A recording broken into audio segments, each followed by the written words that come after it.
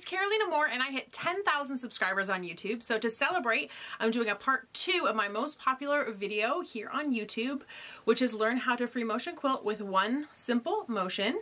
If you haven't watched that, go ahead and check that one out. I will link it in the description below. But today I'm going to take that further. If you've learned that basic motion for free motion quilting, I'm going to show you some ways that you can take that further and get even more out of your quilting.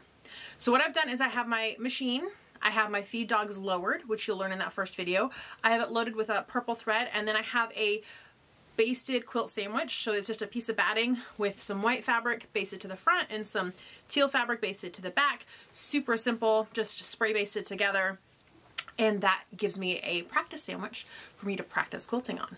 So I'm going to take the camera over to show you what I'm doing here so that you can follow these same motions.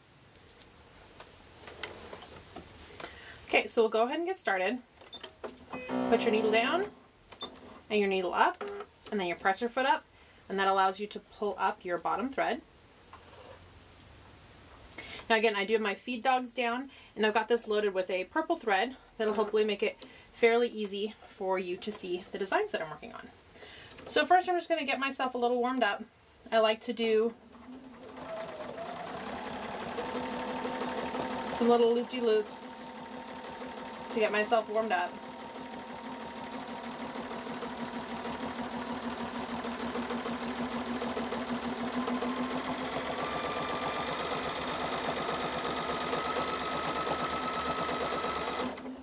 And that helps me find that hum purr. I'm going to use these same loop-de-loops, but I can now put designs instead of just O's and E's. So for example, I can come in and I can draw a heart.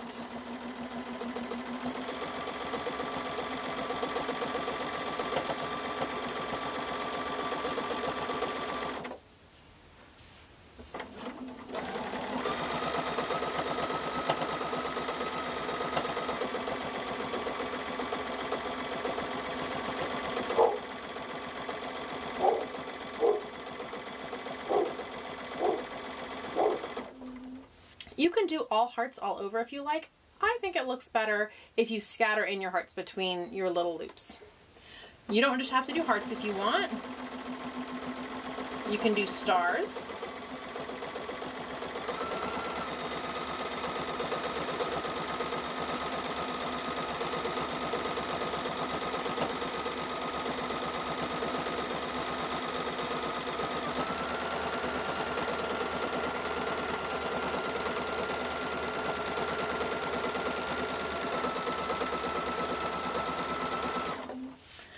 So that's a simple way to add hearts and stars to your quilting. Now I taught you about loops and about curves. You can also do a wavy form of straight line quilting, where you just add a wavy line. This, by the way, is also the start of learning how to do feathers. So if you have a goal of wanting to learn feathers, now just add an echo.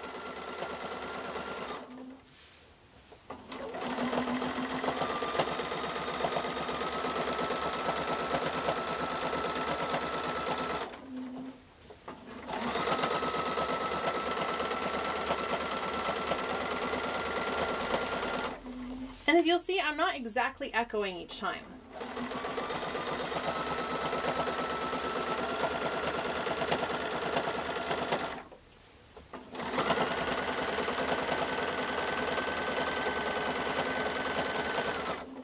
And this gives a really great, fun, organic look. And now if I do one that's pretty closely echoed here,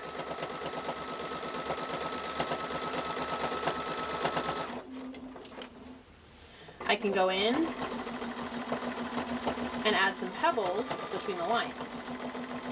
So this is my string of pearls that I can add right in here.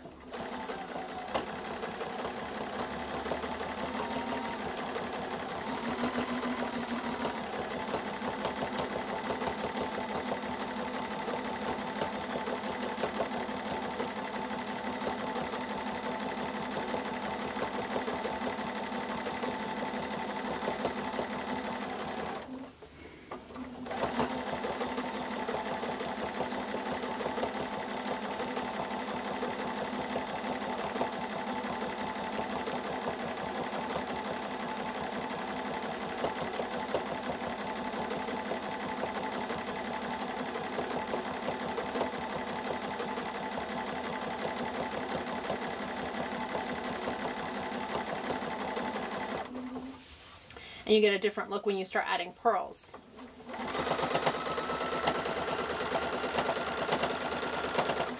If I make a couple more lines,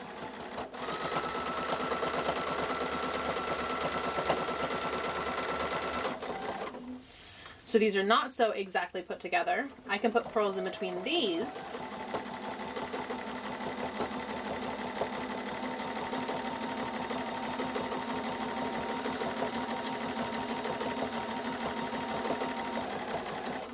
And now these will look more like pea pods.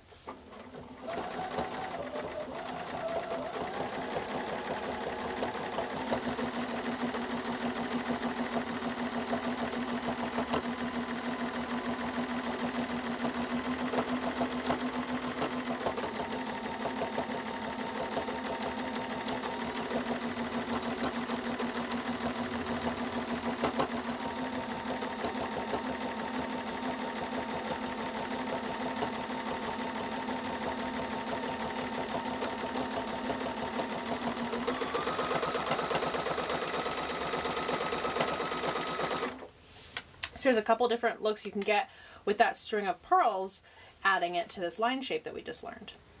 There's another fun thing that we can do with our string of pearls as well.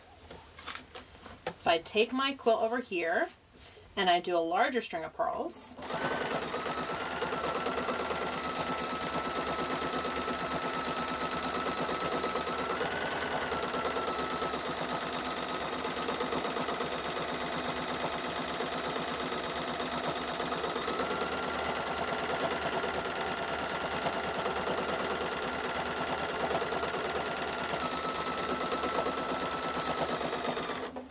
this is something that it helps to do if you've drawn yourself 2 lines ahead of time, but we're just being really organic and fun with this.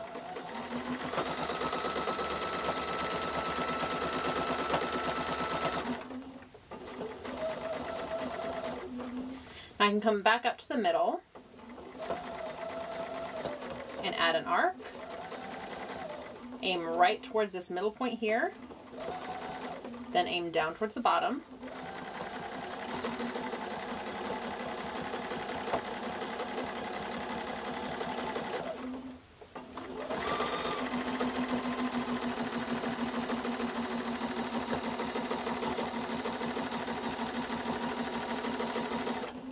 And do the same on the top.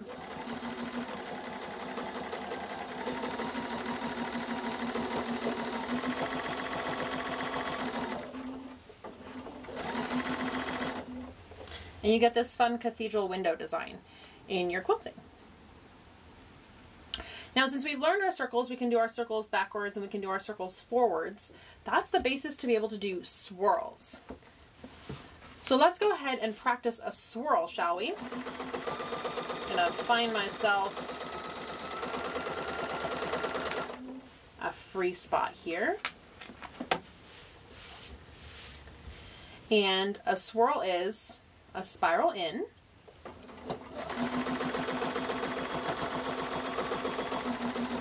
And the trick is you want to make sure you leave yourself plenty of space to spiral out. So use the edge of your presser foot as a gauge of how much room you're giving yourself.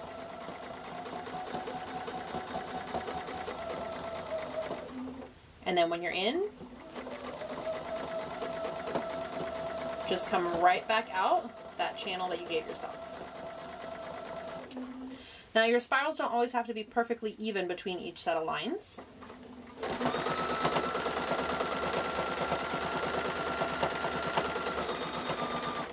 You can go very close to yourself.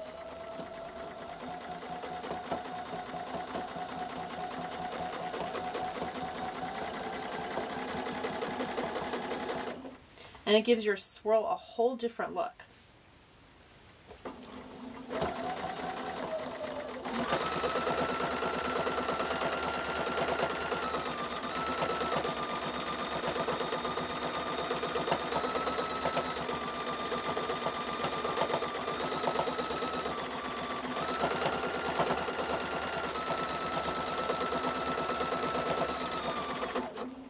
You can combine big swirls and small swirls for a really great organic look.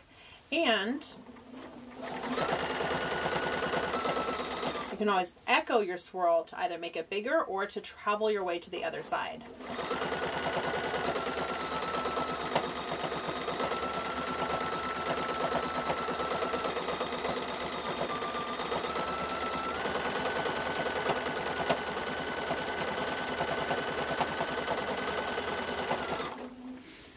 Making your swirls is really personal. It's kind of like a handwriting thing. Everyone's writing the same letters with their handwriting, but each of us is going to write it just a slightly different way. So as you work on your swirls, you'll find your own comfort with your swirls, and you can start to do really fun swirls like a teardrop.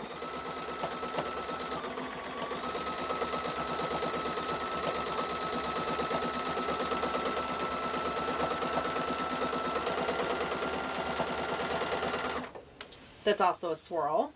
And then maybe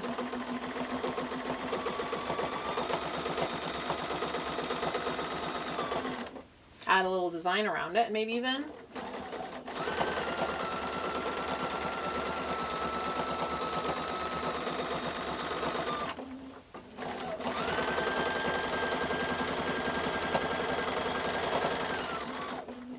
do a fun echo on that design. So you can really, once you start to find that hum purr with your machine and get your groove, there's really a lot of designs that you can make. So we've taken the basic loops, added stars and hearts. We've added lines and put pearls or peas in our lines. We've learned how to make cathedral windows in our giant pearls, and we've started the basics for swirls. So I hope you enjoyed this video. Go ahead and give it a thumbs up to let other people know this is a great video to watch. If you haven't already subscribed, make sure you hit that subscribe button below. And if you have any questions or comments, leave those below. I absolutely do love your comments. Thanks so much for watching, and I'll see y'all soon.